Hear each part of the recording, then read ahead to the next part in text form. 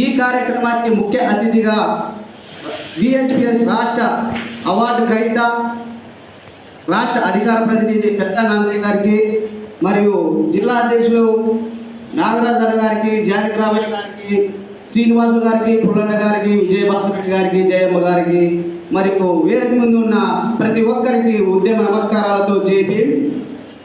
ఈ సందర్భంగా నేను ఒకటే చెప్తున్నా, వికలాంగులు అనేవారు సకలాంగులతో సమానమని ఇందాక పాఠ్యపుస్తకంలో అన్న తెలియజేశారు.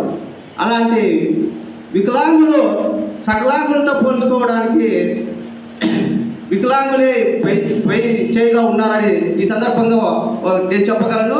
ఎందుకంటే ప్రతి ఒక్కరూ వికలాంగులైనా కానీ వారికి ఏదో విషయంలో సకలాంగులకే తోడ్పడుతున్నారు తప్ప వికలాంగులకు చేయలేదని ఈ సందర్భంగా తెలియజేస్తూ, మరియు మన కూటమి ప్రభుత్వం ఏదైతే చెప్పిందో అది పింఛన్ అయితేనేమి ఏ కార్యక్రమాలైనా కానీ చూసా తప్పకుండా పాటిస్తూ అమలు చేస్తుంది.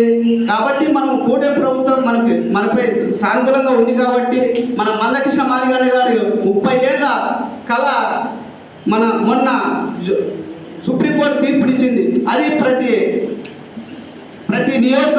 మాదిగలకు ఏబిసిడి వర్గీకరణ వస్తే ఉద్యోగాల కల్పన, అదేవిధంగా రిజర్వేషన్ పోరాటం బాగా ఉంటుంది అని మన మందకృష్ణ మాదిగ గారు 30 ఏళ్ల జీవిత కళ ఈ సానుకూలంగా ఈ ప్రభుత్వం తీర్పుని ఇవ్వబోతుంది.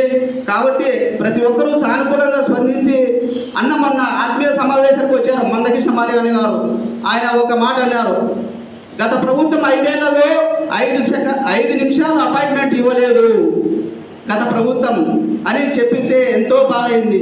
అదే ఈ ప్రభుత్వం వచ్చినాక ఆయన్ని పిలిచి మాట్లాడి సానుకూలంగా ఉంటాము అని చెప్పి మాటిచ్చిన కూటమి ప్రభుత్వానికి ధన్యవాదాలు తెలియజేస్తూ, మరియు ఈ అవకాశం ఇచ్చిన రాష్ట్ర అధికార ప్రతినిధి విహెచ్పిఎస్ రాష్ట్ర అవార్డు గ్రహీత పెద్ద నాన్నయ్య గారికి మరొకసారి కృతజ్ఞతలు తెలియజేస్తూ ఈ అవకాశం ఇచ్చినందుకు నమస్కారం.